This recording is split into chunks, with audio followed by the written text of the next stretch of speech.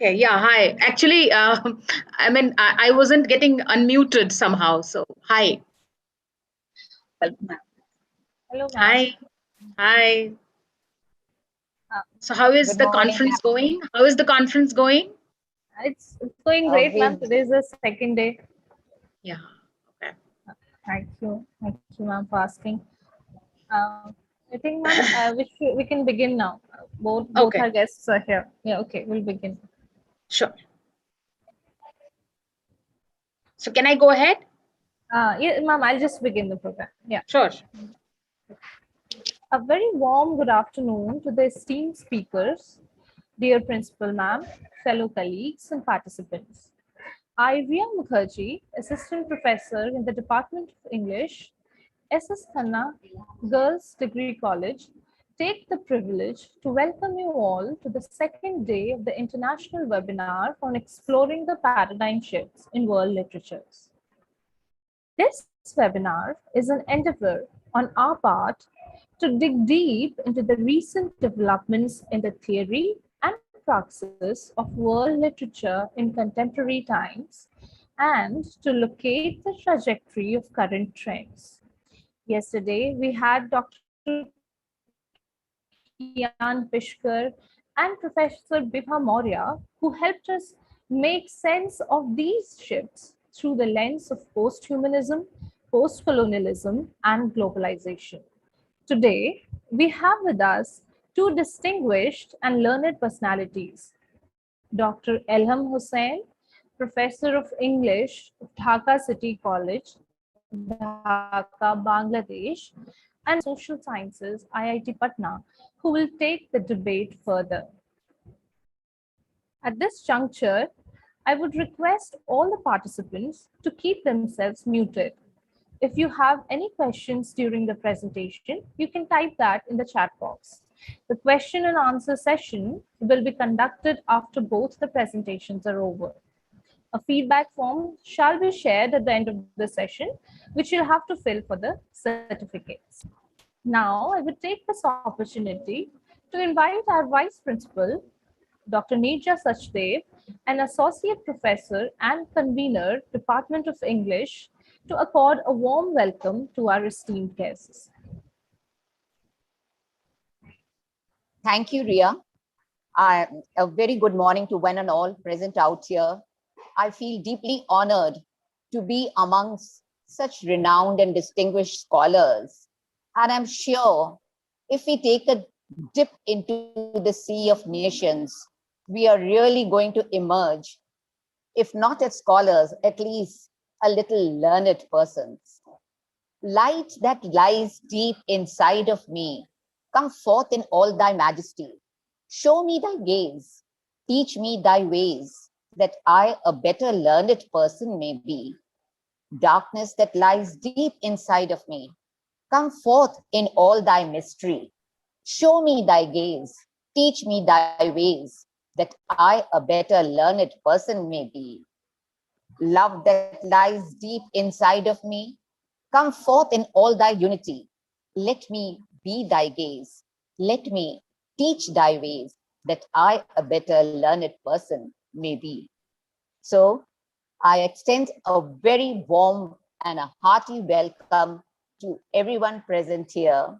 We feel pleasure to have Professor Ilham Hussain, Bangladeshi academic essayist, translator, editor, and literary critic with us.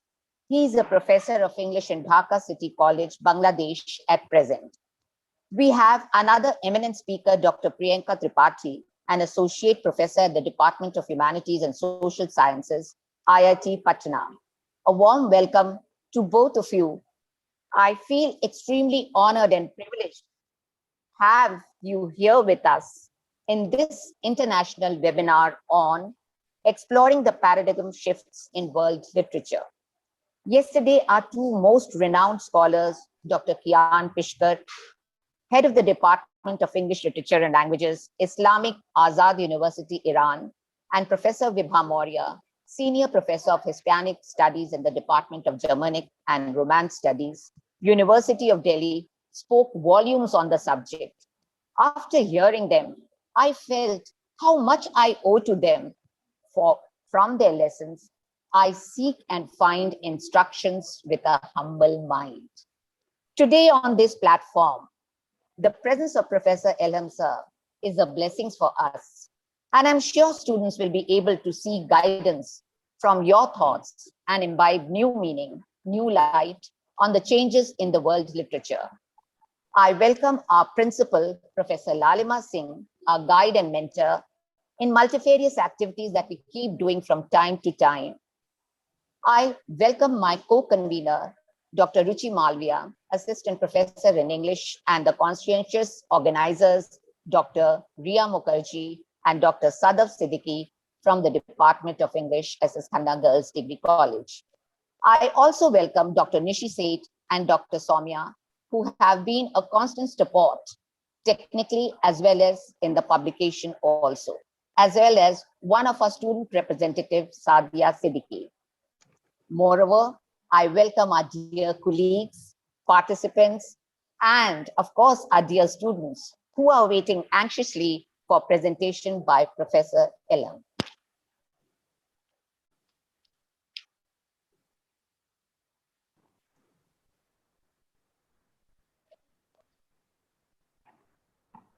Thank you, ma'am. Now I would request Professor Elham Hussain to kindly enlighten the audience and the participants with his Before talk. Ria, Thank you. before you begin, I'd like to, sir, before you begin your lecture, I would like to introduce you to the participants and the audience present out here. Professor Elham Hussain is going to speak on the construction of subalternity, a paradigm shift in post-colonial hermeneutics.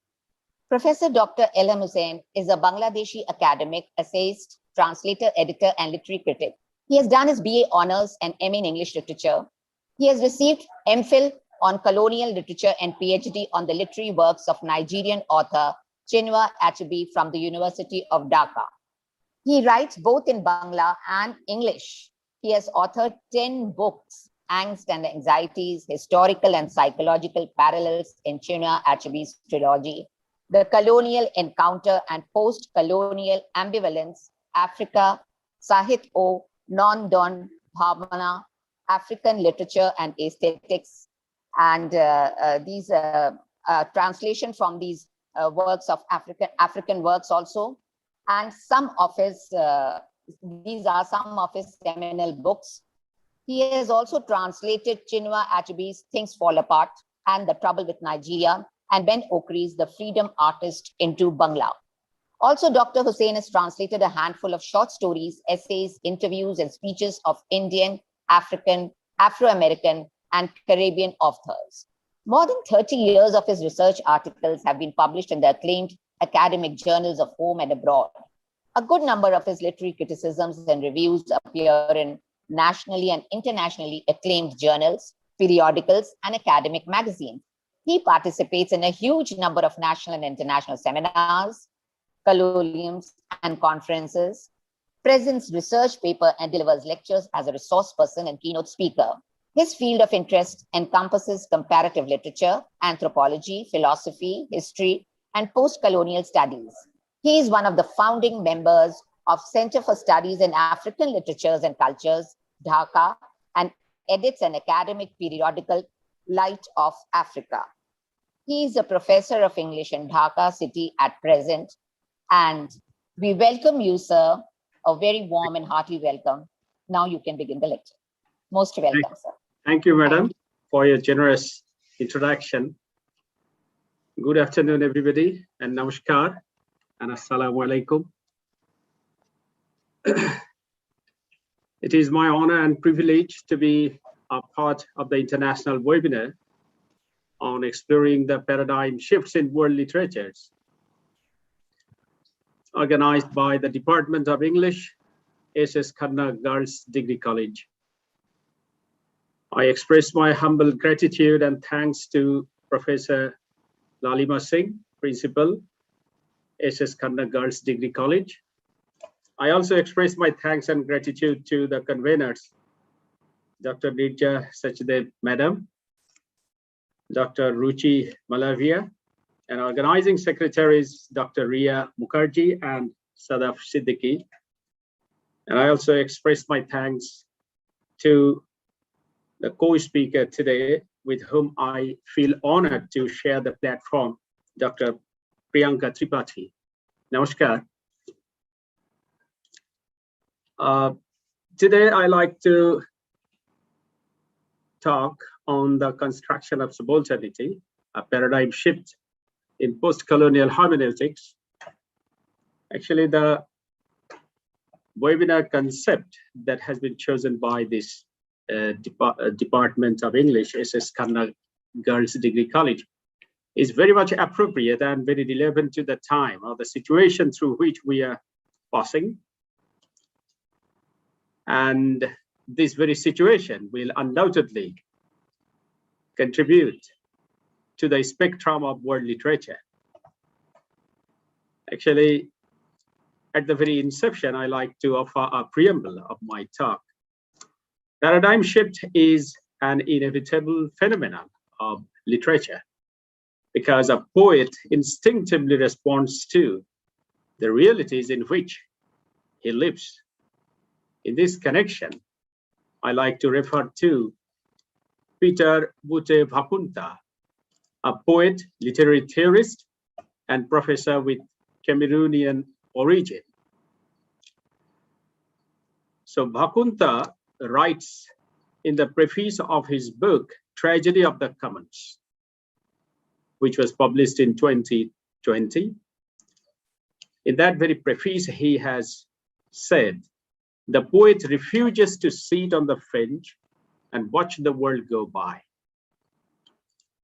Actually, this very particular characteristic of a poet, of a literature, brings about paradigm shift in literature. And Bhakunta writes a poem. The name of the poem is COVID-19, and this is the first poem of his book, The Tragedy of the Commons. Actually, the title of this book is also very much thought-provoking, The Tragedy of the Commons. While we are acquainted with the tragedies of the great ones, the kings, queens, generals of the kings, prince, princess, but here he has written a book entitled Tragedy of the Commons. And the first poem of this book is COVID-19. I am reciting the poem as a part of my talk today. What's this? Coronavirus disease 2019. Friend or foe? Coronavirus killer or tameable nuisance? COVID-19. Endemic come pandemic. Tragedy of the commons. Wherefrom cometh thou? China, land of the billion, epicenter of the outbreak, Wuhan, Hubei province. Who then is the victor? Biped or quadruped? Man or beast? Gillian interrogations propose this strange bedfellow. Tragedy of the commons, monster with convoluted nomenclature. Coronavirus, COVID-19, aka SARS-CoV-2, COVID-19, undesirable bedfellow. Actually, the humanist approach to the fluctuations of human history and a thinker's desire for enunciating his stentorian voice against the social injustice, endemic of moral crisis, and the voicelessness of these fellow human beings, mostly stimulates a paradigm shift in the existing epistemology. Literature cannot but respond to the time and context in which it is produced, and thus it paves the way of the historicity of the text and the textuality of the history. As the premise of Marxist criticism claims that literature emerges out of the ideological apparatuses of the society. The shifting of these apparatuses brings about the paradigm shifts in literature. Like different phases of human history, the present phase, traumatized by the worldwide pandemic caused by COVID-19, expedites a paradigm shift of literature inevitably. And in this connection, I like to quote from Amitabh Ghosh, one of my favorite authors. In an interview with an Italian newspaper last year, he said, "I suspect there will be a huge wave of novels about the pandemic." In his opinion, literature always makes sense of the changing world. As the rise of capitalism, imperialism, political oppression for dehumanization, displacement, and climate disruption have brought about significant paradigm shifts in literature. The present pandemic will, of course, stimulate a paradigm shift in the world literature. And I just like to draw your attention to the situations of our country during this pandemic. In our country, in our country, Bangladesh, it is said that two pandemics are running hand in hand. One is coronavirus pandemic, COVID-19 pandemic, and other is violence against women and children. So these two pandemics are running hand in hand. And this very precarious situation that our women and children are facing has started coming to the spectrum of our literature. So literature is now experiencing a new subject matter. So in the same vein, in post-colonial period, the study of subalternity as pedagogy of the oppressed emerged as an inevitable response to the process of silencing and marginalizing the natives in the colonial historiography and epistemology, capturing the very idea of subaltern from Gramsci. Some historians, in response to Roman Jakobson, Roland Barthes, Michel Foucault, Derrida, Lyotard, and many other Indian historians, of whom Ranajit Guha was the most remarkable, started subaltern studies which paved the new way in the hermeneutics, new way of reading history, bringing the margin to the center, challenging the theoretical trajectories set by the Western hermeneutics. The historiography of India produced by the Western colonizers shows that they have written history from top, that is from top to the bottom, that is the people in the center of the power structure are the heroes of the history. On the other hand, the people here, the colonized people here, are in the margin. The peasants, that is the farmers, the working class of people, are always silenced in the history produced by James Stuart Mill and other historians we find here. Actually, some particular incidents in this subcontinent stimulated the rise of subaltern studies. After nation state failed, that is after 1947, only a particular class, especially bourgeois class, very rapidly turned into the elites who controlled politics.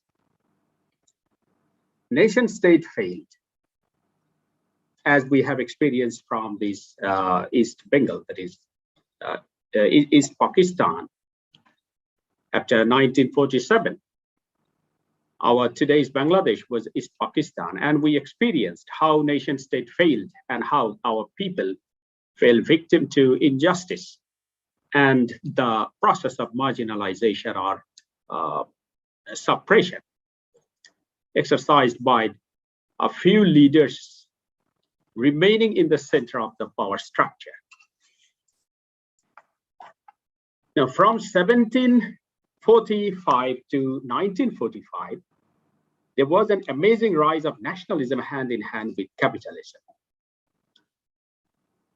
Quote, from long before World War II until the early 1970s, the main tradition of comparative literature studies in Europe and the United States was heavily dominated by the style of scholarship that has now almost disappeared, unquote. Study of comparative literature was hierarchical, and the world maintained a notion that Europe and the United States together were at the center of the world. The focus of this vanity lied in their belief that they were powerful not only economically, but also epistemologically. But in the post-World War II, Europe and the United States were bound to think that the countries with colonial past were to be read and heard. The structure of consciousness of the post-colonial nation showed its incorporation with the root of history of their own, because these elements construct their identity. Only political independence does not construct the identity of our nation. Their own ideologies and normative realities, which are mostly and genuinely cherished by the peripheral section of people of the society, construct the narratives of their identity. But subalternity is not an identity.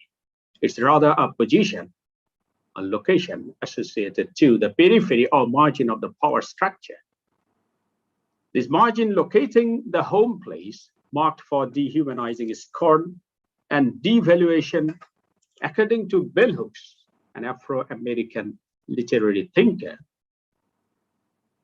According to bell hooks, serves, quote, as a site of resistance and liberation struggle, unquote. In this site, the oppressed hear each other and learn to respect each other. Bell hooks said, consciousness about their home place gives them a thought that they have a task, and it is, according to Paulo Freire, quote, the great humanistic and historical task of the oppressed to liberate themselves and their oppressors as well, unquote.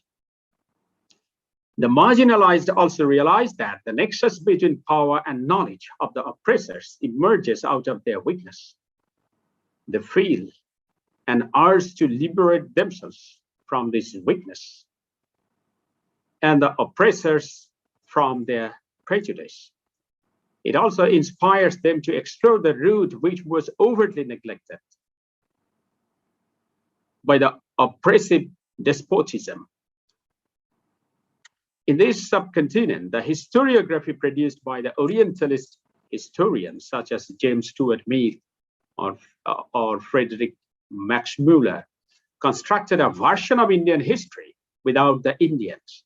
The Indians are not allowed to speak in this irrational historiography, as these Orientalists keep speaking with a view to falsifying the social, political, religious, cultural, and economic realities.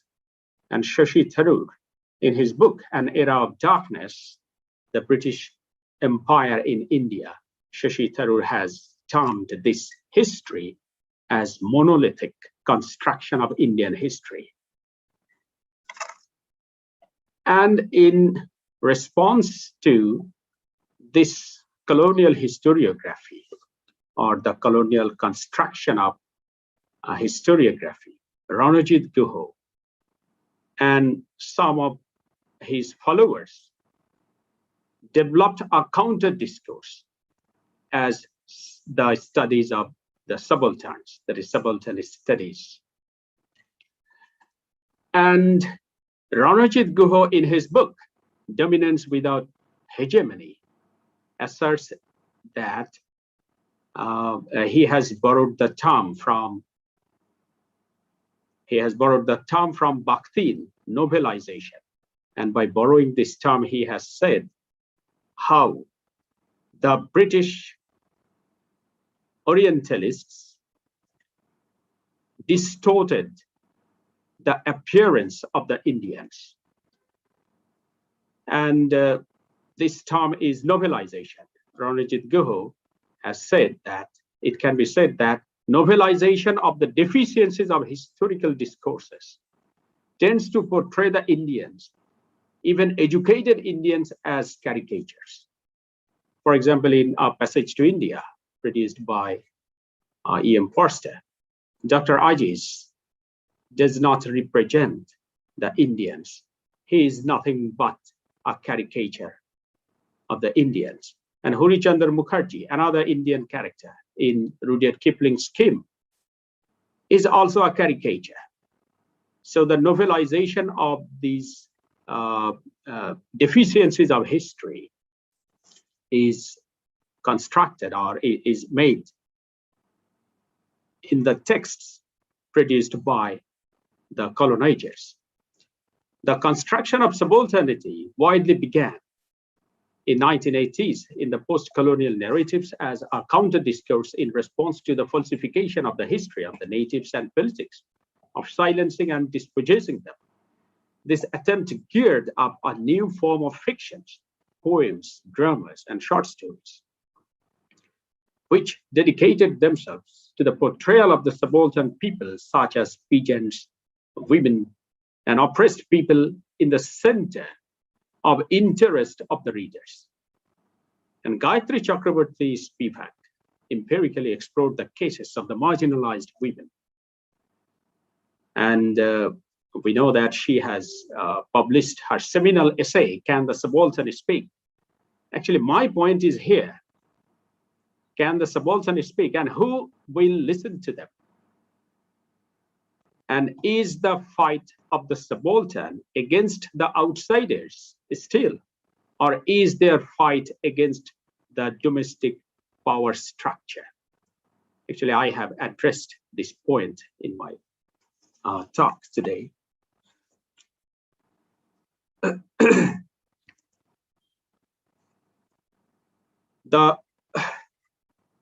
I like to say neo-subalternism is the creation of the countries which had a colonial past as the compartmentalization of the society is introduced by the economically advanced class of people, or the petit bourgeois, who are controlling the capital and its inevitable byproduct and its political power or hegemony. And now the reality invites all to think about the construction of subalternity in our domestic socio-economic perspectives, side by side with the colonial perspective that many thinkers thought in relation with Gramsci's conception of subaltern as incorporated into his prison notebooks. In the perspective of the colonial realities, all the natives were grossly defined as the subaltern, as binary oppositions of the colonial masters who occupied the center, and the natives were forced to the margin or periphery. But in the third world countries, subalternity has been constructed by the local bourgeoisie who possess the capital, enjoy hegemonic status, and compartmentalize the society into posh areas and ghetto, haves and have-nots, and haves and precariat. People living in the ghetto serve the purpose of this capitalist as in Marxian conception, factory of labor. A female garments worker works in the factory from dawn to dusk and does not find enough time to send her children to a good school, or she does not find sufficient time to look after her children at home. In this way, the deliberate economic structure perpetuates the production of factory of labor who never dreams of sharing the national cake. They are subalternized into indentured laborer, devoid of any voice for the equal rights. They're silenced by the wide publicity of capitalism that it has created employments for them. If they had not done it, they must have died of starvation. Hence, their eyes are drawn to the hungry stomach, not to the head, because if they had done it, they might have developed the capacity to intellectualize their conditions and produce a counter narrative. Now, in this connection, it is relevant to quote Spivak's definition of subaltern. That is, all the people living in the margin are subalterns. Or should I sweepingly call them subalterns or not? Gayatri Chakrabarti Spivak in an interview has said, subaltern is not just a classy word for oppressed, for somebody who is not getting a piece of pie. In post-colonial terms, everything that has limited or no access to the cultural imperialism is subaltern, a space of difference. Now, who would say that's just the oppressed? The working class is oppressed. It is not subaltern. Many people want to claim subalternity. They are the least interesting and the most dangerous.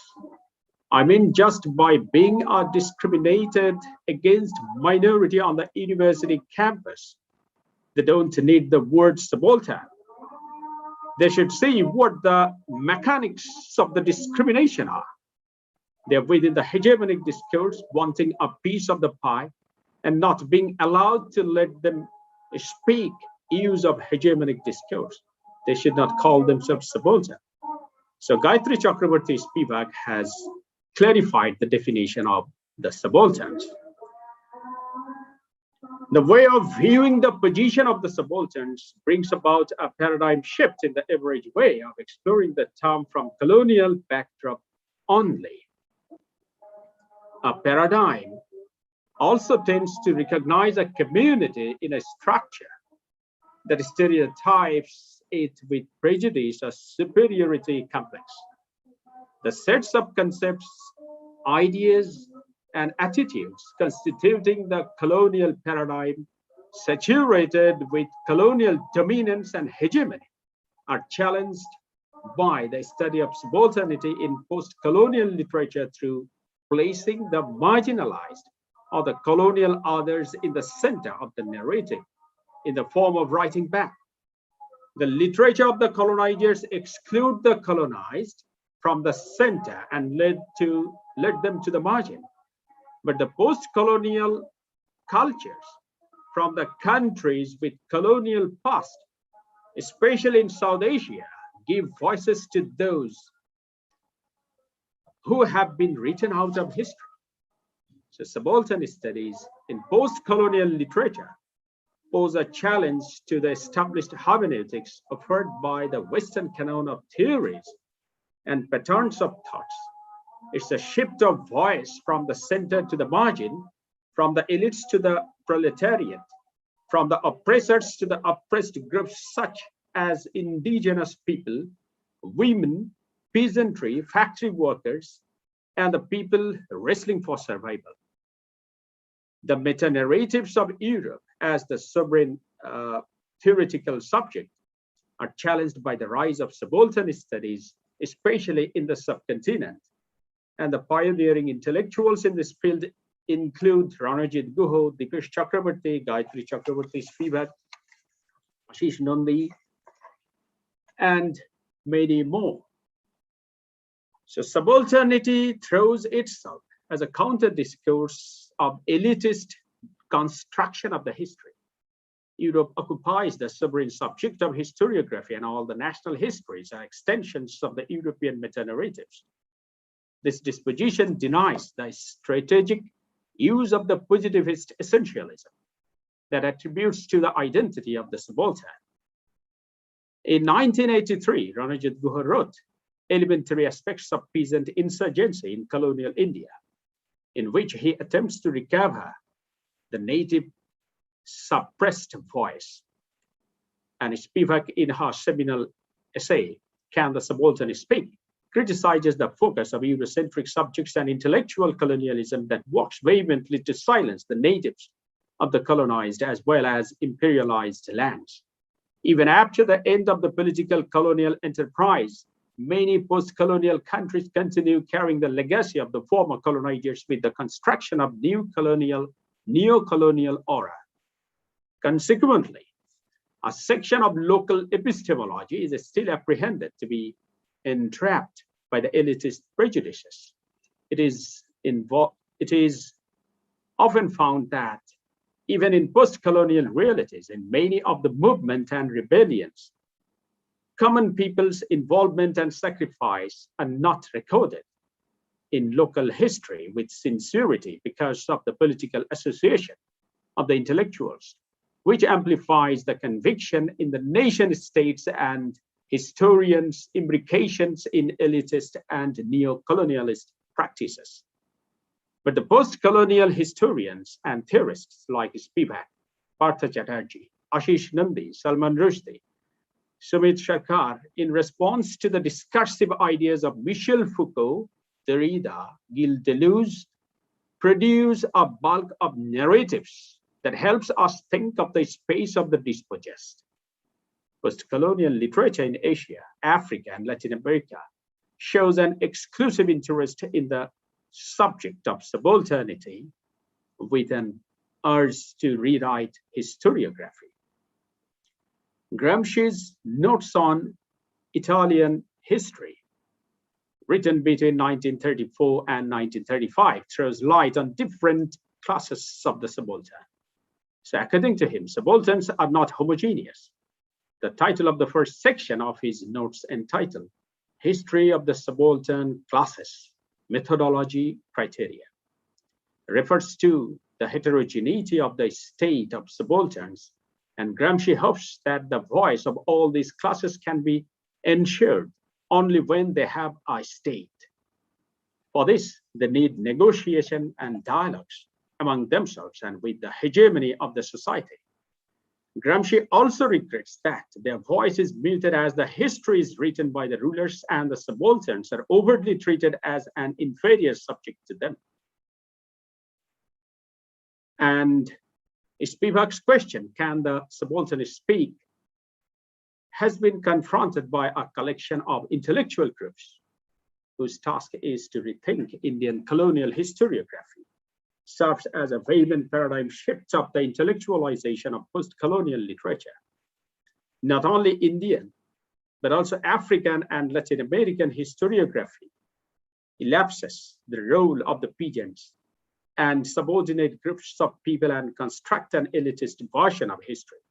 So the readers of subaltern studies are to explore the space where these people are intentionally left out and silenced. In the present state of the world economy, developing countries are still viewed as part of the neo-colonial center-periphery linkages. In the unequal power structure of the world, the developing countries find it difficult, not impossible, to be self-reliant. The rich European countries are branding the literature of the developing countries as third world literature, Commonwealth literature, diaspora literature. But by developing a new way of writing of their own subject matter, these peripheral countries are producing literature which is running counter with European literature. Now, Indian English literature, African literature, Caribbean literature, Latin American literature are writing back with a new bulk of literary over, which brings about a paradigm shift in the present world literatures. Now, can the subaltern speak? Subalterns are not allowed to have any political voice and participation in the hegemony or the power structure. But the post-colonial situation, subalternity has become a very complicated term, fraught with ambiguity and confusion. Even in politically independent countries, subalterns' voice is faintly echoed only on the day of the national election. And then it is muted through various mechanisms set and controlled by a voice of political elites. And these controlling elites often engage in activities that run counter to the well-being of the wider population. And in some cases, may even lower levels of living and perpetuate underdevelopment, unquote. So even in this subcontinent, subalterns like peasants and workers contributed immensely to the impetus behind the movement for freedom against the British Raj. But historiography revolves around some elitist political leaders who are idealized for the freedom of this subcontinent. In the present state of globalization, the relationship between the center and periphery has rather been complicated by the incursion of mechanism of extracting labor from the oppressed class of people or workers, so they don't find any scope to voice their demand. Corporatization has bound the working class of people with such a dependency thesis that the workers living from hand to mouth don't find sufficient time to voice their demand. With the institutionalization and internationalization of capitalism, different multinational organizations are actively contributing to the formation of unequal power relationship. This mechanism creates a binary opposition in the existing power structure of post-colonial independent countries.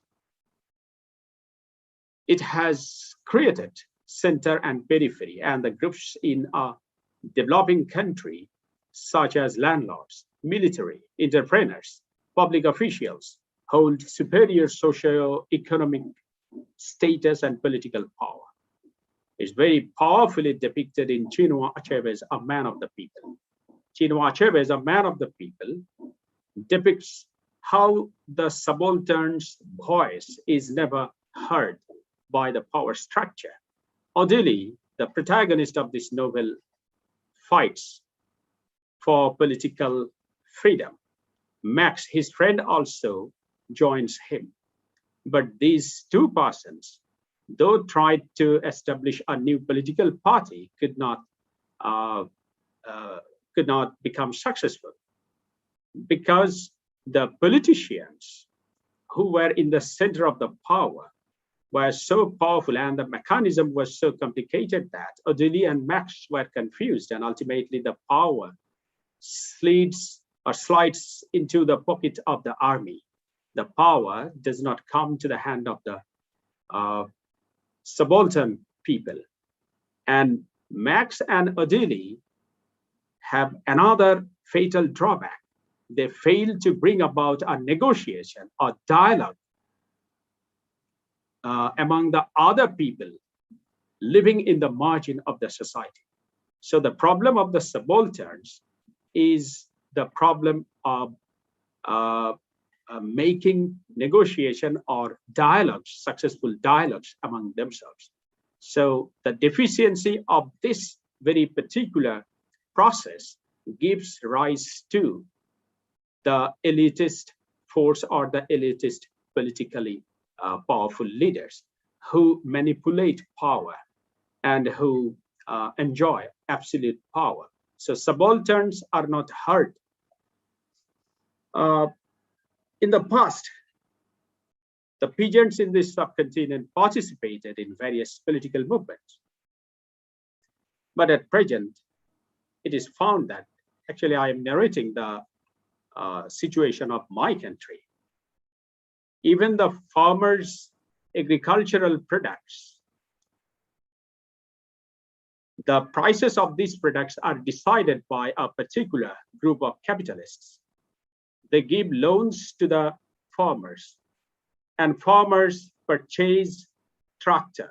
One tractor does the job of 10 persons. So one person operates the tractor and 9 persons become unemployed. So they come to the town and they transform themselves into the factory of labor and work for maximization of capital of the corporates in the town. Actually, this very complicated process set by the corporate world or the capitalists is always trying to silence the subalterns. So I am towards the end of my paper. As the capitalistic economic base determines the nature and behavior of all the ideological state apparatuses, the content of literature is very often controlled by the economic reality. Even a huge part of the mainstream literature of third world countries is occupied by the depiction of bourgeois lifestyle. In our country, most of the TV serials, package dramas, cinemas are vibrant with the thoroughfares of the upper middle class people or upper class lifestyle. And even the wonderland, which always dwells in the subaltern's utopia. A considerably smaller part of literature of the third world countries with the colonial past has started bringing the subalterns into the canvas of the poems, dramas, fictions, and short stories. Modern Indian literature is now producing a huge bulk of subaltern historiography and presenting a rereading of the historical realities of the subaltern. In this connection, Mahashweta Devi, a Bengali writer from West Bengal, deserves a special mention. Arundhati Roy is also a glaring name in this field. Dalit literature has also flourished immensely. In our country, Manik Bandyopadhyay, a Bangladeshi literature, has written a novel, Fishermen of the River Padma, and depicts the picture of the economically and politically oppressed section of people of our country.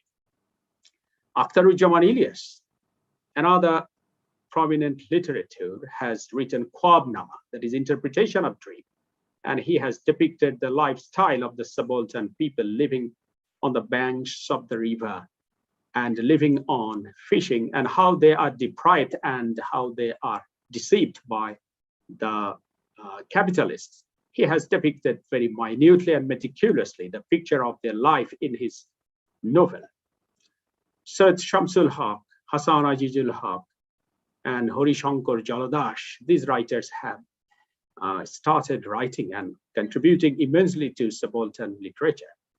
But in comparison with the other writings, this number is very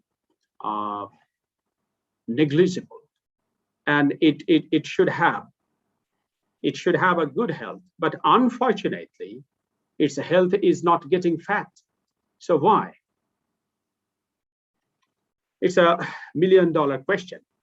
Then it is found that capitalism, which worked once under the disguise of colonialism, is still working deliberately to keep the subalterns or the oppressed people out of the canvas of literature. That is, if we write a book about the people of the slums, the publishers do not show much interest in publishing this book.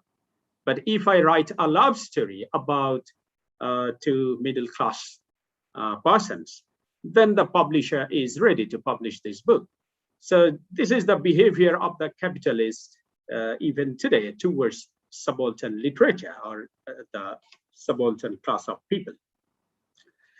And we find many examples of the negligence on the part of the capitalists to the subaltern literature. For example, African author, Kenyan author, Ngugi wa Thiong'o, he wrote Nagahika Nodinda, a drama, and the peasants of a village were the central characters of his drama. And he wrote this drama in the language of the peasants, that is Kikuyu language. But he received a very crude behavior or cruel behavior on the part of the government. It is not colonial government, but the government of his country after the independence. And Ngugi wa Thiong'o's drama was not to be staged there successfully. His theater was destroyed, and the license of his theater was also banned. And Ngugi is now living in exile in America. And Ben Okri, wrote about the people living in the slums, the hungry people, in his famous novel, The Famished Road. And Ben Okri is now living in England, not in his country, Nigeria. And in our country, Taslima Nasreen, she wrote about our women, the marginalized women, the women who are deprived in many ways, in many forms. So she started writing about the voice of these women. And she's also now living in India in exile. So just think of the behavior of the capitalists towards those who are writing about the subalterns. So no intellectual fashion remains in the limelight for at best. Actually, I am reciting the concluding passage of my write-up. No intellectual fashion remains in the limelight for at best more than 30 years due to the rapid change of the contextual realities. It's almost impossible for any essentialist study of philosophy to continue its appeal for several decades. Many of the questions raised by the subaltern studies are not yet resolved, neither dismissed. Capitalism is not now where it was in the last century.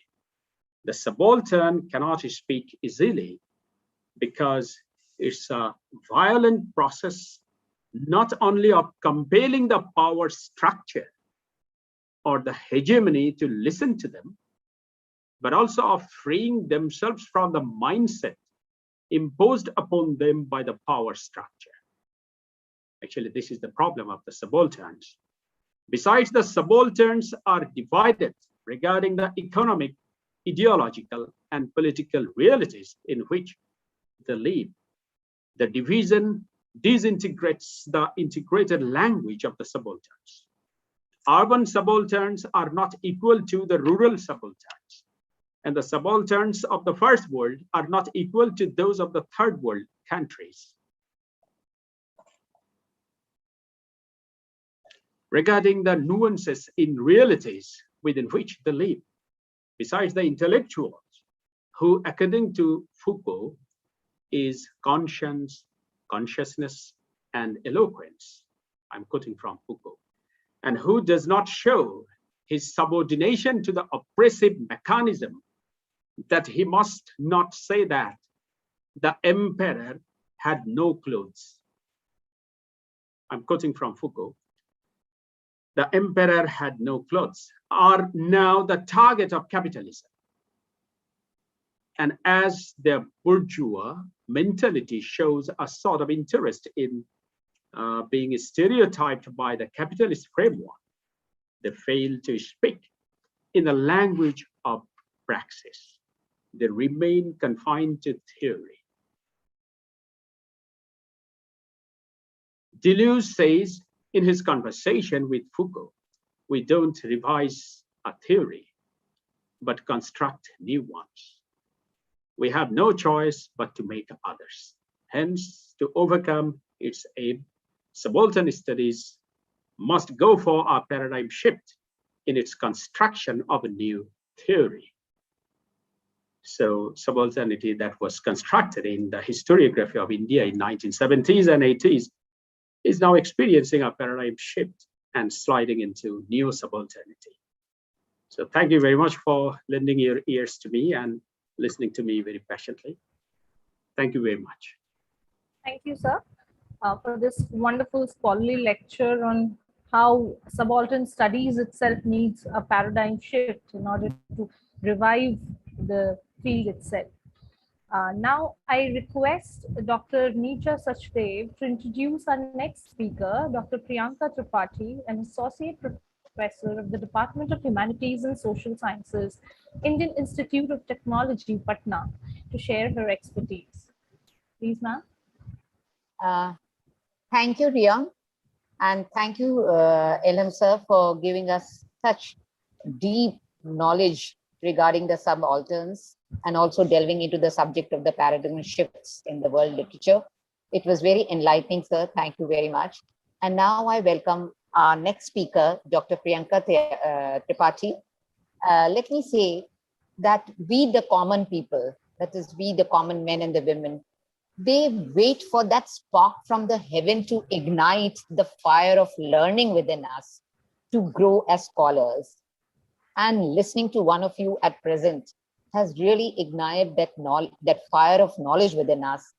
And at the same time, it helps us to breed new beginnings as well as face disappointments in life, new disappointments, which make us hesitate and falter and lose the ground that we have won today. But yet, at the same time, I would say, we await for that dying spark of hope. And yes, we enlighten that hope by hearing the discourse of our scholars like you. And after LMSM, now I welcome Dr. Priyanka Tapati, an associate professor at the Department of Humanities and Social Sciences, IIT Patna. A very warm welcome to you, ma'am, for being with us. She's an alumni of the University of Allahabad, and we feel proud of her, and IIT Kharagpur. Her research areas are gender studies, Indian writing in English, short fiction, and censorship studies. She has supervised around 6 PhD students and has participated in as well as organized several workshops and national and international conferences. She has published more than 40 research papers in reputed journals and has delivered lectures across the length and breadth of the country. We really feel honored and delighted that you are here with us to be the part of the webinar. Thank you, ma'am, and welcome once again. Thank you so much. Good afternoon, everyone. First of all, I think I must congratulate the Department of English, in particular of SS Khanna Girls Degree College, for organizing this two-day international webinar on exploring the paradigm shifts in world literature. I think, first of all, I think I should also thank Professor Singh for sending me that invitation. And I know now, after like spending about 1 hour with the team of SS Khanna Girls Degree College, that where does all this positivity come from? And literature has surely done all of us good. And when Professor Neerja Sachdev was speaking so wonderfully about hope, I could sense that there was definitely something good happening in that college, and I feel so great about it. I'm really honored to share the platform with Dr. Elham Hussain, because he is a wonderful scholar, and he spoke so wonderfully about the subalternity, and listening to some of the new things that I wasn't knowing was indeed a learning experience. I thank Dr. Sachdev and Dr. Ruchi Malviya again for hosting such a big conference, and Dr. Riya Mukherjee and Dr. Sadaf Siddiqui for making me part of this webinar now, of course. That's the new term that we got to know. Now, anything like Dr. Sachdev was talking about, that I'm an alumni of University of Allahabad, and I did my graduation and post-graduation from there. So anything to do with Allahabad is always very special, because for me, Allahabad is not just a place. It's like, they say it's a feeling. And it is in that idea I explore today in my talk. So the title of my talk today is Conceptualizing the In-Text Kshetra, Post-Colonial Allahabad Cultural Geography in Neelam Saran Gaur's Allahabad Area and Invisible Ink. So I'll tell you quickly about how this idea came up. So like now that I studied at Allahabad, and while I was researching and supervising, I thought that it was high time I should give back to the university that gave me so much. It led the foundation of who I was. So I decided to take up Neelam Saran Gaur's work, who is a professor at Allahabad University. Phenomenal work, and in its own might. And therefore, I started exploring Allahabad through her writings, because when you see Allahabad in her writings, it's the same Allahabad that we experience on a day-to-day basis. And it was a very new field of study. So like when we talk about world literature, this is a new field of study where geography meets humanities.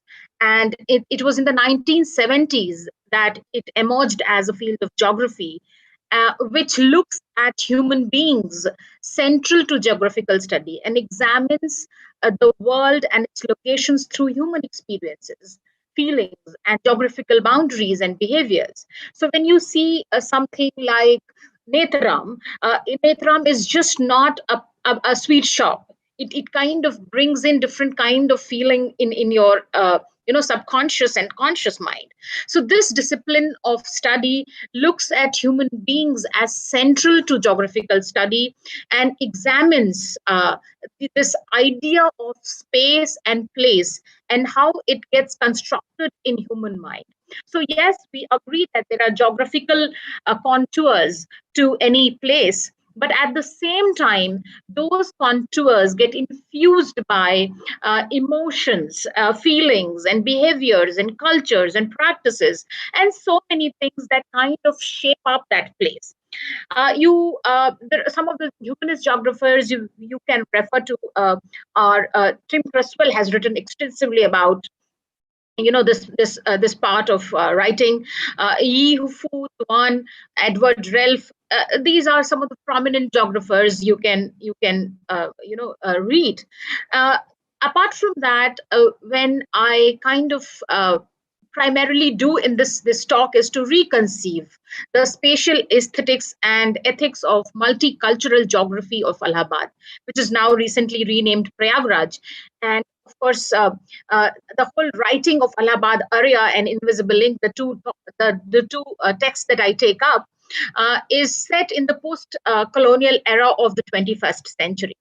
Now, interrogating these spatial dimensions of narrative world within narrative theory and its interdisciplinary crossover with cultural geography, I kind of seek to examine God's literary city not simply as an objective, homogeneous kind of representation, but as a kshetra. Now, kshetra is a concept of E.V. Ramakrishnan. It's and now if I talk about humanist geography, it started in the West, but the reflections of fusing of geography into space and literature is also one of the concepts that kind of got uh, emerged from India, wherein E.V. Ramakrishnan talked about the concept of kshetra, and which suggests that the places are a source of knowledge. In this case, when we do this community inspection of doing culture in these texts, bringing into view people's shared experiences, beliefs, religious practices, all of this into the post-colonial ethos. Now, Michael Foucault has asserted very, very, emphatically that the present epoch will perhaps be above all the epoch of space. And therefore, in the 1980s, we know that this epoch of space, which was a relatively recent subject of academic discourse, discipline of geography, and the aesthetic representation of space and literature, particularly through textual organization of the narrative, which kind of dates back to Plato, Republic, and Saint Augustine of Hippo's City of God. All of this kind of fused. If you see the City of London in Daniel Defoe's Journal of Plague Year, London and Paris in Charles Dickens' A Tales of Two Cities, Dublin in James Joyce's Dubliners, and Wessex in Thomas Hardy, Far from the Madding Crowd, are some of the iconic instances of textual representation of space in literary works. So if you take out the space, in its setting, probably you will lose the entire grip of the tale that you are talking about. In the Indian context as well, you will find that novels like Twilight in Delhi, The Calcutta Chromosomes, Madras on a Rainy Day, I can go on, demonstrate a kind of a fascination with literary geography and reflect its Indian perspective, even if it is most limited to the mention of metropolitan cities. Even the diasporic literature, if we talk about diasporic literature, it's fused with space. Like if you read Palar, you can't read Lahiri without reading Calcutta. You can't read Mukherjee without reading Calcutta. So when you read these people's narrative, you know that space is just not a kind of a setting. It's a construct. It's a kind of a mental construct that is deliberately happening in their writing as a kind of an extension of post-colonial debate. So when we talk about Neelam Sarangor, of course, like I said, she is a Hindu Literary Prize winner, and she's a professor at Allahabad University, and she was born and brought up even there, and therefore Allahabad, her is so much part of her identity, whether you call it her personal identity or professional or our artistic sense of identity, all gets fused into what she makes out of her city. So therefore, her visual and cultural sense is reflected sometimes implicitly and sometimes explicitly in her writings.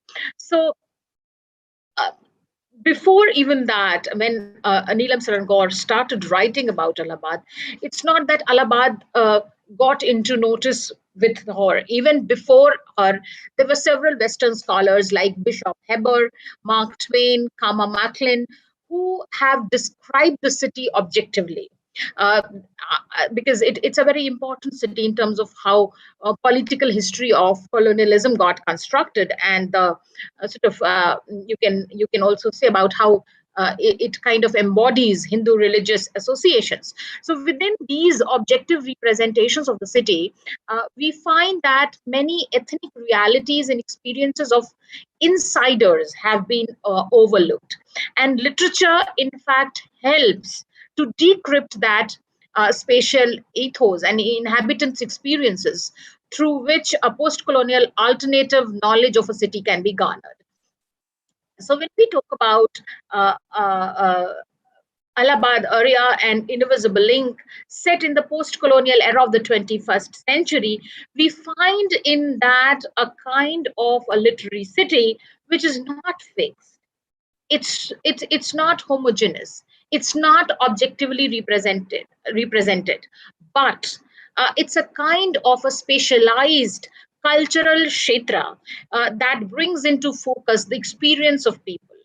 uh, uh, Talking a little bit about Kshetra, it's a kind of a native Indian context. We keep on speaking about Kshetra, and so many places are also called Kshetra, Rana Kshetra, and Kurukshetra, all those places. You know, where does the Kshetra come from? Because it blends elements and nuances beyond the semiotics of linguistics and invokes a space specific, and what Ramakrishnan calls it, subliminal cultural cosmos of lived traditions, shared memories, and collective attitudes and assumptions that inform the social imaginary of people. So when I think of Kumbh, it's no different from how you think of Kumbh, because we have experienced it. We have shared experience of how Kumbh is. But for somebody who's an outsider, the Kumbh has a different dimension. But when it gets constructed into that social imagination, it's a kind of a cultural cosmos of lived tradition that we are trying to create. So when we talk about this Indian concept of Kshetra, which is a contribution, and that is why probably I took up this, because it's not only how the center kind of conveys and confirms, asks for confirmation to the periphery. It's also sometimes peripheral, dimensions that communicate a very larger uh, uh, uh, or important contribution to the center. So in this case, Kshetra also went on to contribute immensely to the spatial literary studies. So when we talk about the in-text kshetra, also important is the mention of Michel de Certeau, whose phrase spatial stories refers to unbreakable connection between narrative and space. Since narratives traverse and organize places, they select and link them together. They make sentences and itineraries out of them. They are spatial trajectories. So when we talk about the spatial trajectory of a text, it's not linear, it's not causal or stable.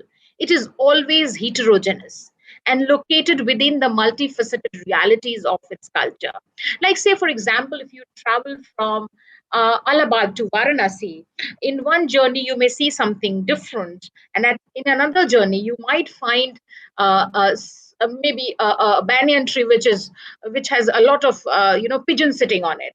So while the journey remains the same, the contours, the focus has changed. So so same is the spatial construction. When we talk about the construction of the space, it cannot be homogeneous, because our experiences change, and therefore facilitating these alignments kind of enables us to rethink a number of concepts which connect narrative theory and cultural geography.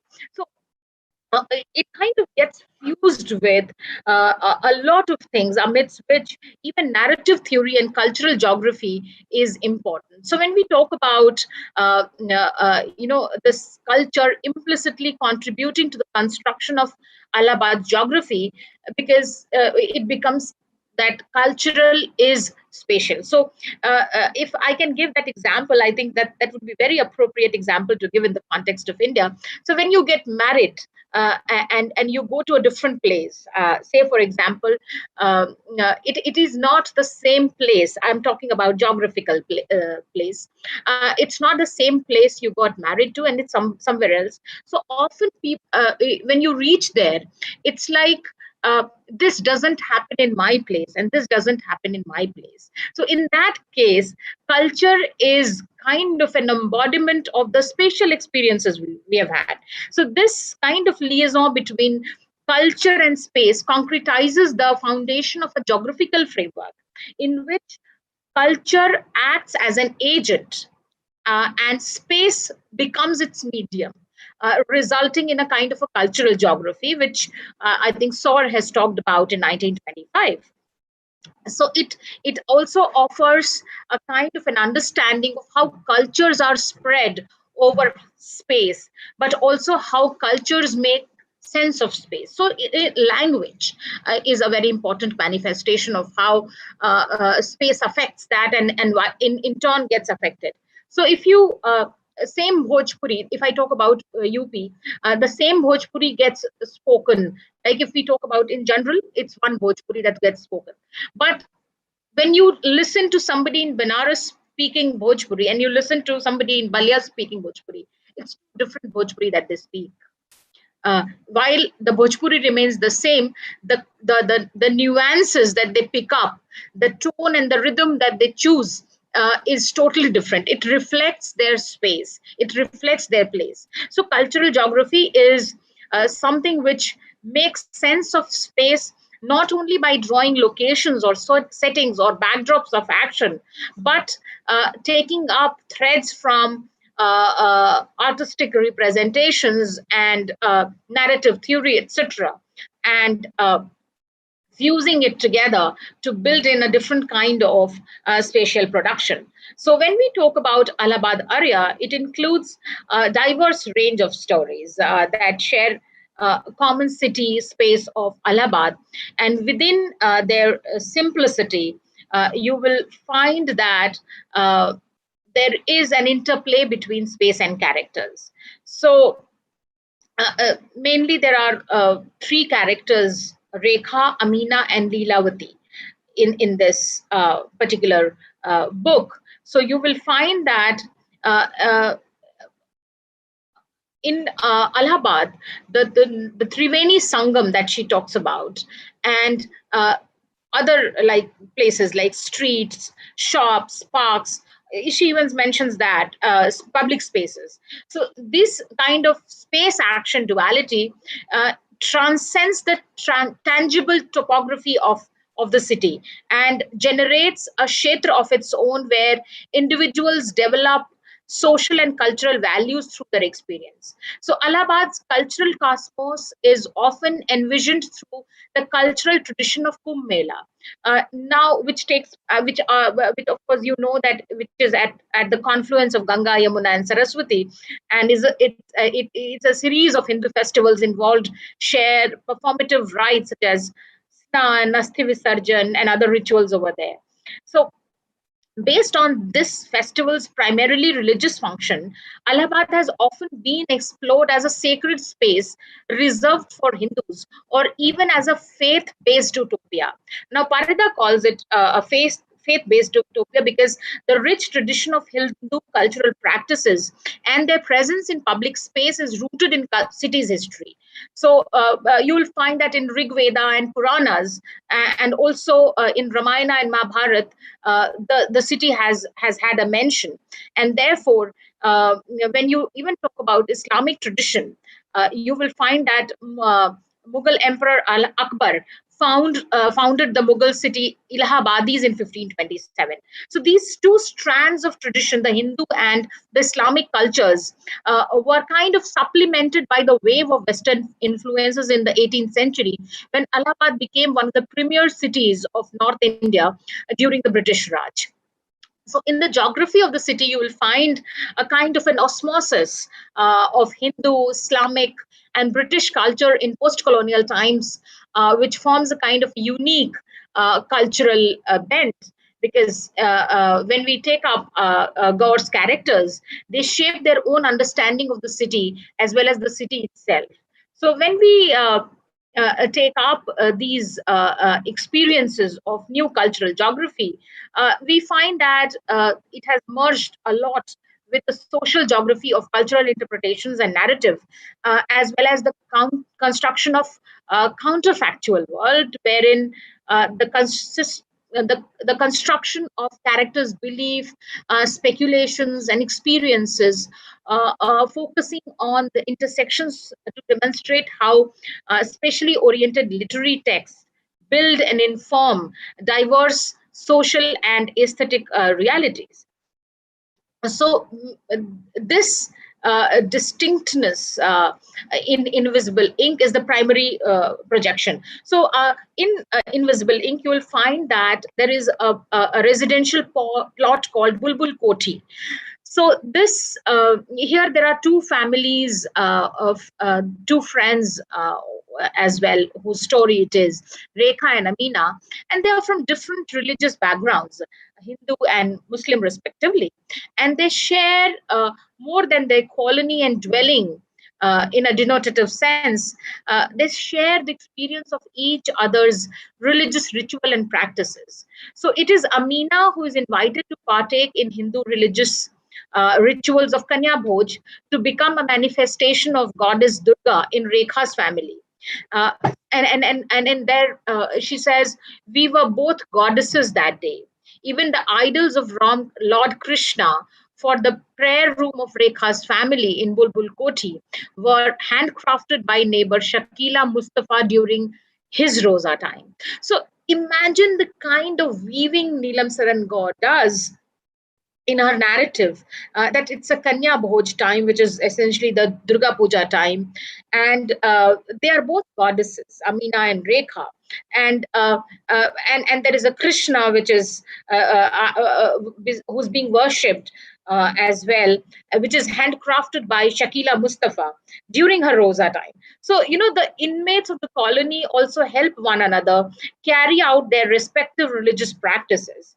Now, Rekha's mother, Leelavati, making of soot feni for Mehru Appa Sehri and gram flour pakodis and chaat and sweet things for Mehru Appa's evening iftar.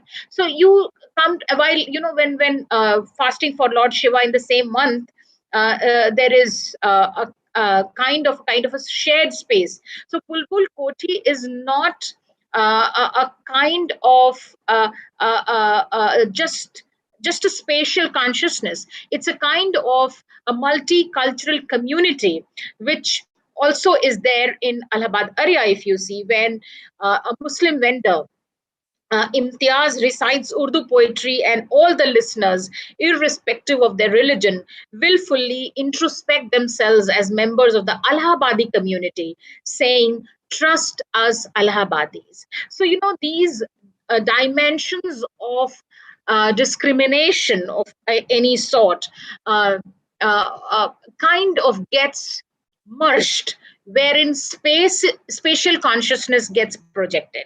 So when we talk about this projection of spatial community, you find that the same introspection is built, and natural public spaces of the city of Allahabad become uh, a kind of an endorsement of a spatial consciousness and not strictly religious practices, wherein you find that Rekha and her friend Amina love visiting the Ghazi Mia shrine in Sikandarabad, or Allahabad, and even this whole ritual of covering chadar in invisible ink, chadar offering, that also is done, which is primarily a Muslim ritual. So even in Bihar, I remember Chhat Puja, for that matter, is one festival. I mean, someday I want to write about it. It is irrespective of religion. So you will find people from all religion coming and doing Chhat Puja. So it's not restricted to one community or one religion. So same is with the construction of Neelam Sarangaur's Allahabad, where there is not stringent religious identity consciousness. It's a kind of a multicultural community created through the spatial consciousness. So when we talk about the Triveni Sangam, it's the most significant natural area of Allahabad city. Talking about Triveni Sangam, of course, we know that according to Hindu mythology, it is the holiest place. The water is believed to carry Amrit, a nectar that has miraculous power to cleanse earthly sins, thereby bathing or snan in the convergence of rivers is a celebrated Hindu practice.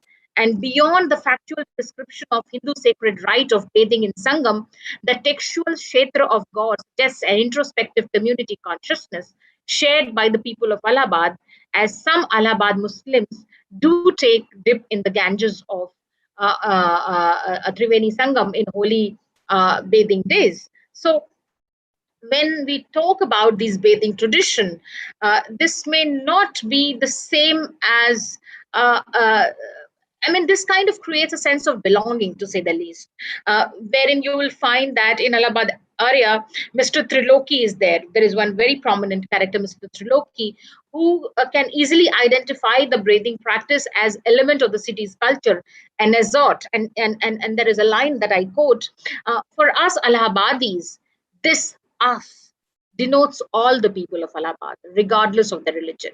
So the rich blend of Hindu-Muslim practices within the city's geography is not at all contemporary phenomena. Its presence is evident even in the stories of Mughal Emperor Jalaluddin Muhammad Akbar's previous incarnation as a Hindu Brahmin in Allahabad. So according to popular belief, his name was Mukund Brahmachari, and he accidentally swallowed a cow's hair, which is an act of strictly prohibited thing by Hindu religion. And to cleanse this earthly sin, he sacrificed his life by jumping from the indestructible banyan tree, which is called the Akshayvat, into the holy water of Triveni Sangam. And after reincarnation, he became Akbar, a Muslim who came to the city and recognized the place where he used to live. He recognized the city he's jumped from and decided to build his fort around the tree. And this is what she writes in Invisible Ink from page 63 to 64. So the city's culture consists of shared historical values and symbols, but it also relies on doing and manifesting those ideals in practice. Therefore, the doing culture links the people to a place by means of sharing a deep sense of spatial community, uh, which demonstrates how cultural practices work within society. Now, when we talk about these collective attitudes shared by a community, lived traditions are important tools for the cultural cosmos of Kshetra, which E.V. Ramakrishnan has discussed. In fact, he talks about these living traditions, and he takes up this living tradition of Kumbh Mela, which is observed, almost every year in part, and then of course for centuries. If you talk about this live tradition, it has fascinated both Indians and foreigners.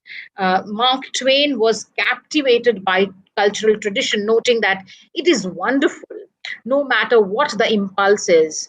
the act born of this beyond is beyond imagination, marvelous to our kind of people, the cold white. I mean, that is what he quotes. And quite understandably, as a Western visitor visiting to the Mela, which is the cultural fair, he could not probably grasp its essence because he was just mesmerized by the incredible charm of faith among all the visitors, including pilgrims and businessmen and common people. Within and beyond these religious faith, it's a tradition that has become vital part of the city. Uh, and more broadly, India. India's cultural identity, drawing millions of pilgrims and visitors from all over the country outside, uh, coming and like spending some time in Sangam as part of their experiencing Triveni Sangam during the Kumbh Mela. And so, in fact, UNESCO, I think you know that it has enlisted this tradition as a practice representative of intangible cultural heritage of humanity. And I think it was done in 2017. So, this kind of lived tradition, which utilizes a kind of a geographical area, uh, is also represented in Allahabad area, where Mr. Triloki, like I said, he's an important character, finds himself in the Mela primarily for a business purpose, whereas his friend Jameson, an English photographer, is interested in its visual potential. He aims to capture the vastness of Kumbh Mela, sprawling across acres and acres, as far as an eye can, as far as you can see, and the presence of the crowds of plodding pilgrims. It's as ash smeared, chillum smoking ascetics in this lived tradition is one side of the picture.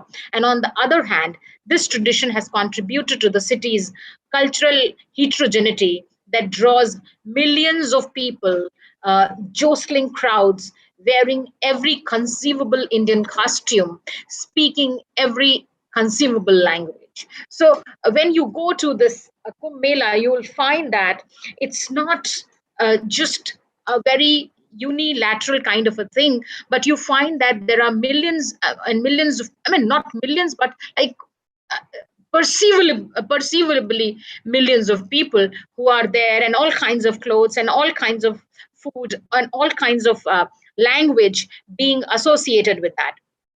And within and beyond these sacred reasons, you also find that these traditions bring members of the community close to one another by integrating cultures. So in Invisible Ink, you will find that both Rekha and Amina thoroughly enjoy the Mela despite their different religions. They cherish it for enliving their friendship from adolescence into adulthood, and their personal experiences visualize the cultural osmosis of Indian ritualistic conventions blended with Western technical advancements in this lived tradition of the city.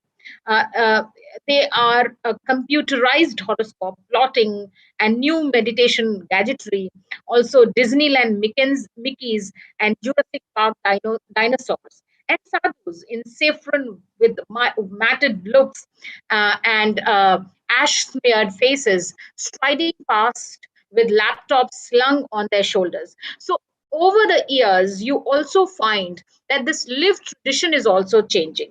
Like the introduction of Disneyland Mickeys and Jurassic Park dinosaurs is new. The laptops are new. While the smash ash smeared faces remain the same, the laptops are new entry. And of course, the mobile phones with, like, swirling up and down. So those are new things, and but they're part of lived traditions. Like earlier, if I remember, when I went to, this was long, long back, but when I went to Kumbh Mela, it was one of the biggest Kumbh Mela we had seen. I think 1999 or something, and I remember there were this huge number of people who were there, and we could just visually wanted to engulf as much as our eyes could see. It was not just magnificent, but huge and beautiful. I mean, and if you go now, if I think if I go now, what will be? I would also not just want to see and experience, but at the same time also want to capture. So that is happening with the change in how the people start living. So the lived tradition of that mela also has changed. So I'm just kind of coming to the end of my presentation. I'll take about 5 to 7 minutes more. So when you talk about these lived traditions, as a very ethnic South Asian city, it's built upon a kind of a mosaic of socio-cultural polarities and heterogeneity. So it has evolved over centuries through a continuous flow of assimilation and adaptation of varied cultural influences coming with subsequent Mughal and European invasions. As a result of this process, the composite culture of Allahabad and its true spirit are largely based on the strands of what we call the Ganga's Jamuni Tehzeeb and Vasudhaiv Kutumbakam. Ganga's Jamuni Tehzeeb, like a very poetic Avadi phrase that describes the distinctive syncretic fusion of Hindu and Muslim culture, and Vasudhaiv Kutumbakam, of course, the entire universe is a family. And what else could have been better, choice to make than talking about Allahabad and talking about an Indian tradition and talking about a tradition, city's tradition that kind of represents Indian tradition in a platform like this. So I thought the Allahabad through Gaure's textual kshetra is not just the kind of place which has vital significance because they act so as to transform the sheerly physical and geographical into something that is historical and socially experienced. But Allahabad, therefore, for me, it's not just a name, but a social, historical, and cultural emotion for its people and constructed largely upon the ethics of multiculturalism. Being an Allahabadi herself, Kaur experiences these emotions as attuned to the city's name. When you talk about her blending the multicultural elements in Allahabad area and Invisible Ink, both of which reconstruct cultural geography of the city, it's not political because it recontextualizes the cultural heterogeneity of the city in the contemporary times of need. So, collating a kind of a range of interdisciplinary approach within the field of spatial literary studies, Neelam Saran Gaur performs cultural geography.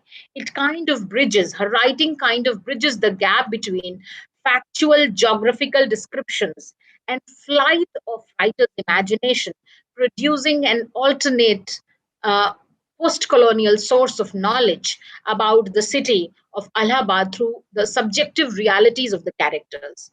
The textual kshetra allows readers to pursue a certain kind of local knowledge, like Professor Sachdev was talking about, that all kinds of readings are ultimately a source of knowledge to us.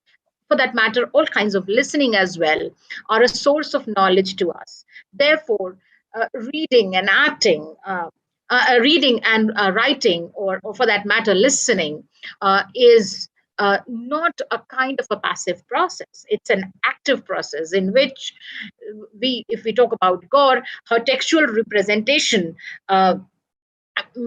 constructs a kind of a counterfactual narrative universe that transcends its regional context and connects to a large scale globalized world, implicitly suggesting ways to sustain cultural heterogeneity. Her narrative strives for the ethics of collective identity, where autonomy and respect for others go hand in hand. Thus, it offers an introspective scope for cities' community life on a local and global space. And I thought that would suffice for my presentation on the paradigm shift happening in world literature.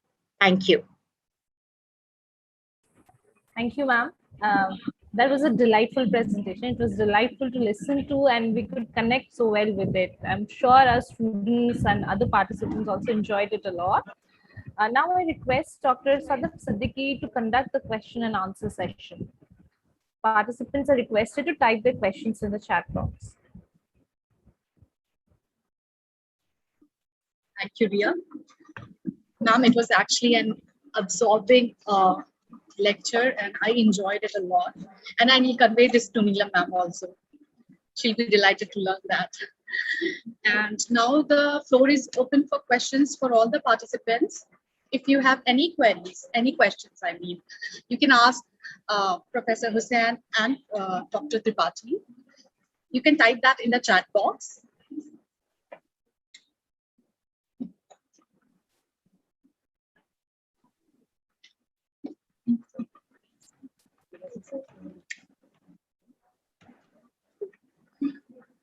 Okay.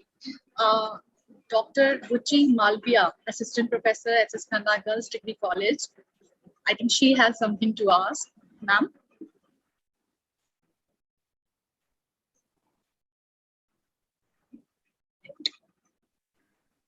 Good afternoon, ma'am. I just want to ask a question. So far as we people are concerned, we all are living here in Allahabad. So probably we have not experienced that kind of difference in place. I mean, I was just born here and I was married here also.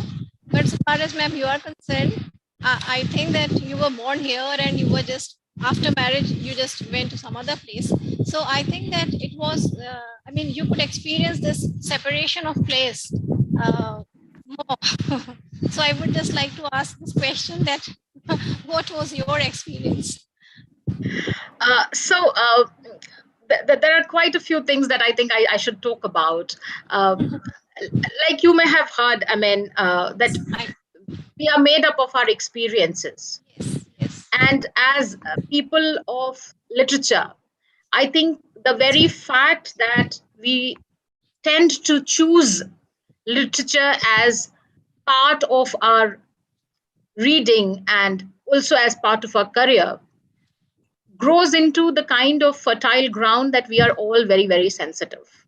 If we are not sensitive, probably we read any other subject and not literature. Because our social responses decide the way in which we respond to the characters that we read and the issues that we tackle. So, in that sense, yes, a kind of detachment, physical, not mental. I was born in Varanasi, though. I'm a Varanasi girl that ways. But I studied a large part of my study took place in Allahabad because my father was a product of University of Allahabad. And he said that there is no other university you will go to but Allahabad. So I decided to, at that point of time, you don't decide much, your parents decide. And we are from that generation. Of course, this generation is changing and they decide their own ways. But at that point of time, growing up in UP, mostly fathers decide a lot of things. So my father decided for me that I will go to Allahabad.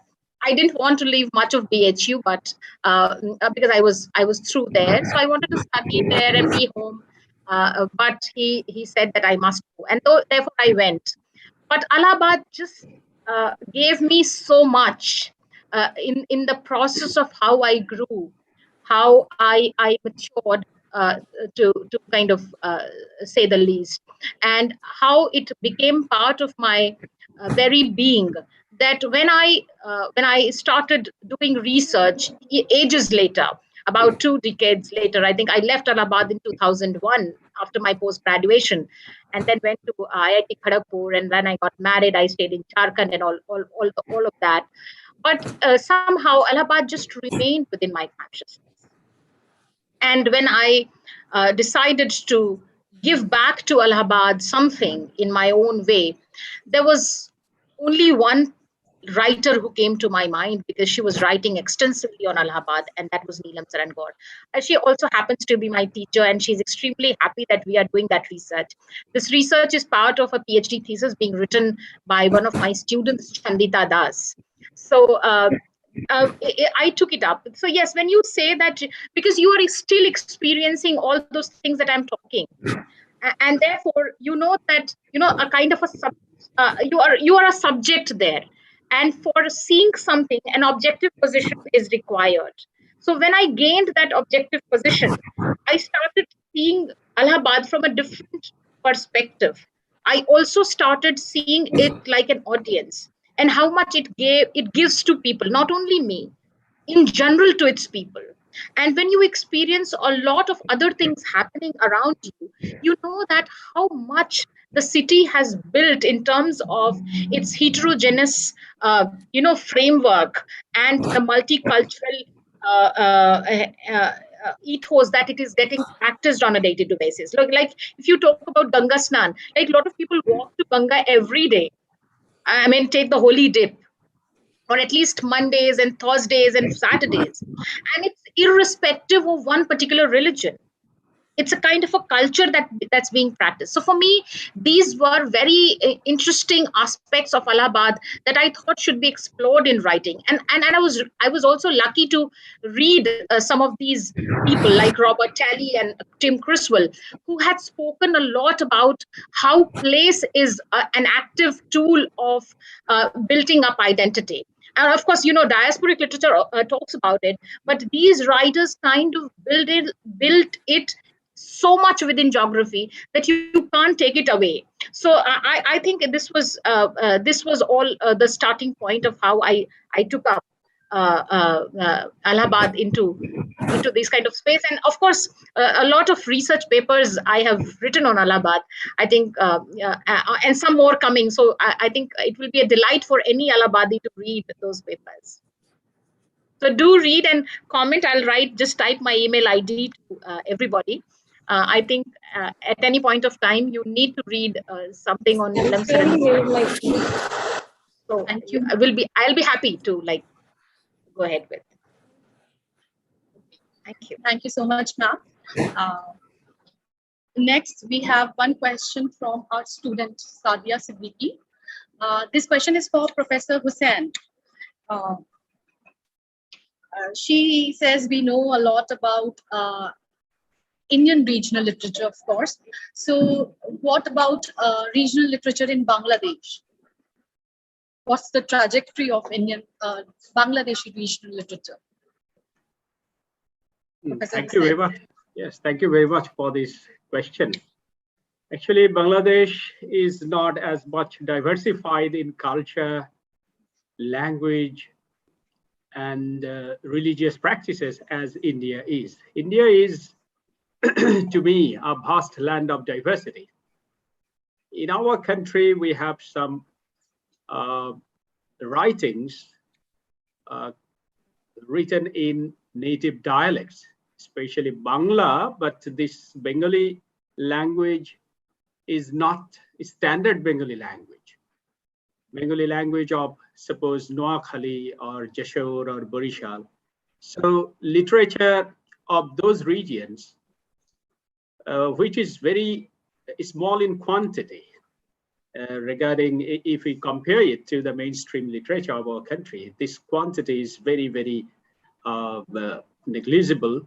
But regional literature is also being produced in our country. And suppose some indigenous people or some ethnic groups of people are also producing literature. But in comparison with mainstream literature, it is its quantity is very, very small.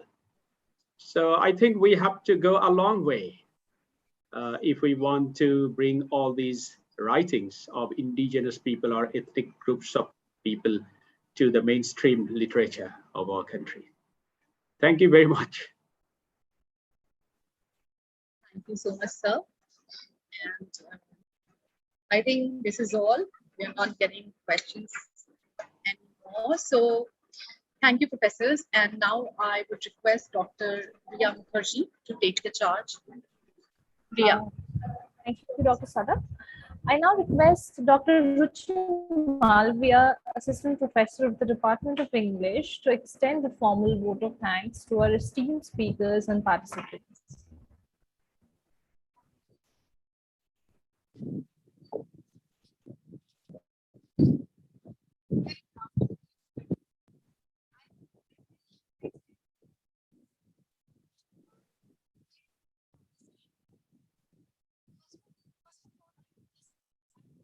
We can't hear you.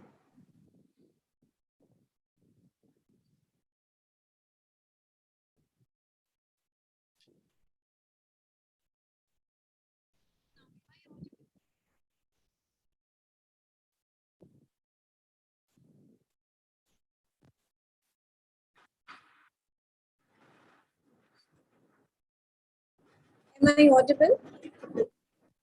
Yeah, now I think.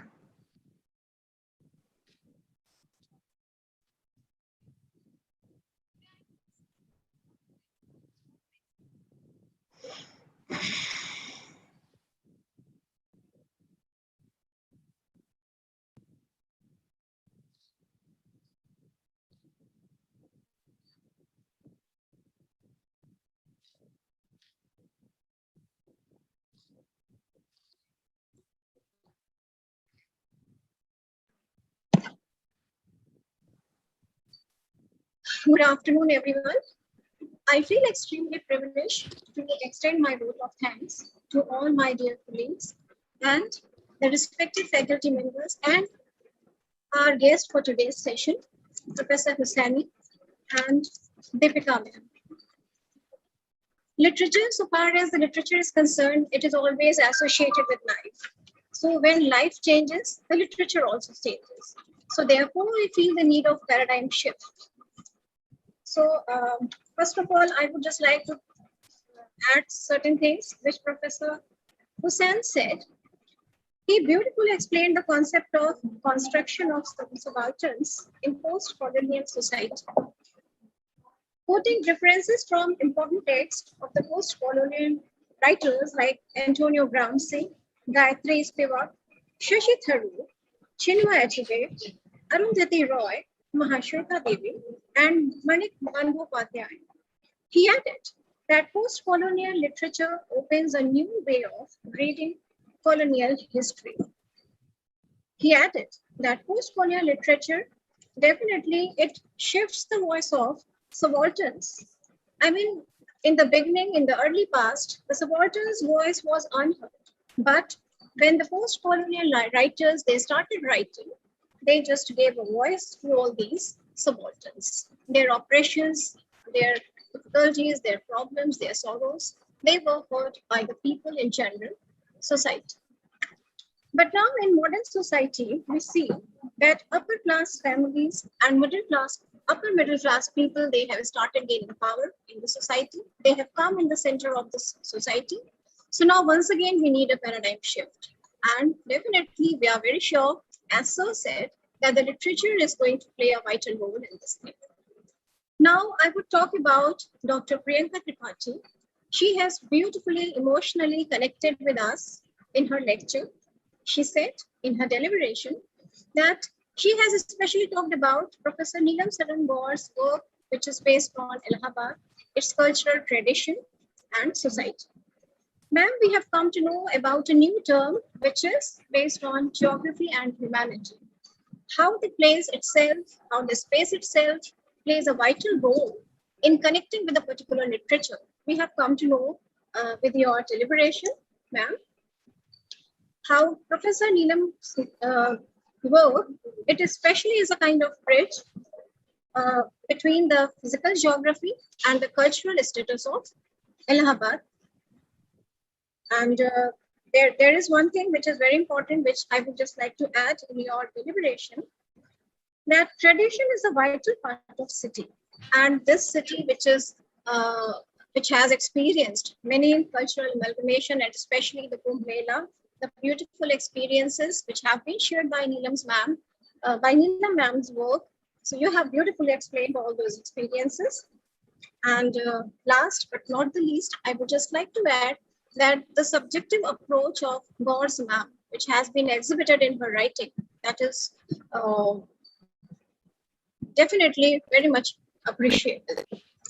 Now, in the end, I would just like to extend my vote of thanks to our dear principal ma'am, Professor Lalima Singh, who has always been a guiding source for all of us. I would also like to say thanks to my dear colleagues, Dr. Nija Sachdev, she's the head of department, Dr. Ria Mukherjee, Dr. Sadaf Siddiqui, and the technical assistance which was given to us by Dr. Nishi Seth and Dr. Soumya. And there is a student also, Sadia Siddiqui. She has always supported us.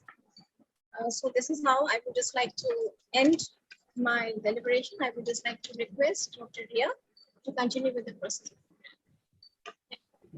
Thank you everyone for joining. It was an amazing experience, and we end this Today International webinar today. The feedback link will be provided through email and will also be provided on the Telegram group that has been created. Thank you so much for joining. Thank you. Thank you so much, everybody. It was wonderful. Thank you, ma'am. Thank you for joining. Dr. Priyanka, may I know the year passed out? Yes, madam. Yeah, I post-graduated in 2001.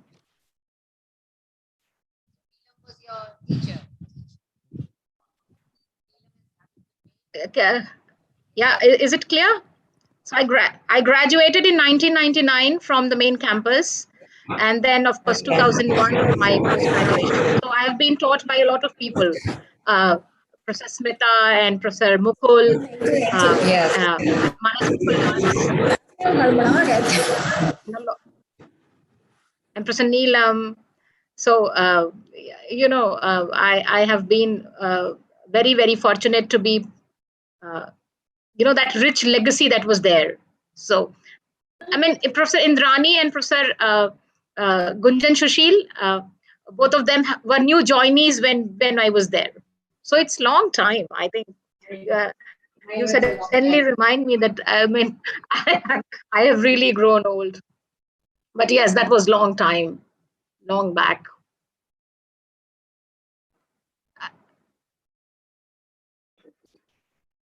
Because I'm also from the university. I think, ma'am, you're not audible. Anything you want to say, ma'am?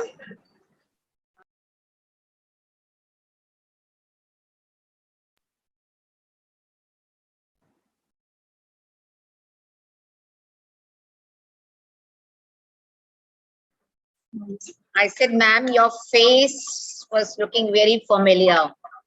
Because, I keep going to the University of Allahabad, and I'm from the University of Allahabad, graduation, post-graduation, and all my schooling from SMC with Neelam Sarangor. I mean, so we were very close friends, and we are still. Wow. So that is, I just wanted to know the year. Lovely. You speak wonderfully. I must say that you speak wonderfully. I mean, there is so much of positivity in your voice. So, Thank you so much. I felt very good the moment you talked about hope and other things. I'm Thank you. looking forward to meeting you some point of time in future. Yeah, definitely. Please, I cordially invite you and Professor Ilham Hussain also to please visit Allahabad whenever you have time, both of you. So we were really enriched. Sure. And inspired, I'm sure. Okay. Thank you so much. Thank you so much, madam. Thank you. Good luck for your event further. Thank you. Thank you. Thank you. Okay, Dr. Ria and Dr. Shukla and others. Okay, bye. Bye, ma'am. Bye, ma'am. Thank you, everyone. Thank you for joining.